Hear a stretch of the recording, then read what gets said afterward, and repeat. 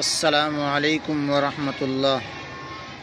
دوستو، اس وقت مدرسے کے طلباء کی دو اہم ویڈیو جو سوشل میڈیا پر بہت زیادہ وائرل ہو رہی ہیں وہ آپ کی خدمت میں لے کر حاضر ہوں۔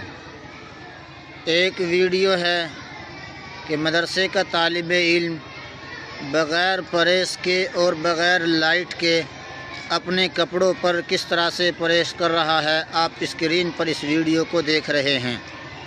دوسری ویڈیو ہے مدرسے کے طالب علم حج یا عمرہ کی غرض سے حرم شریف پہنچے ہوئے ہیں اور وہ وہاں خدمت والوں کو کس طرح سے پریشان کر رہے ہیں۔ یہ سمجھ لیجئے کہ مستی کر رہے ہیں، اپنی حرکتیں کر رہے ہیں۔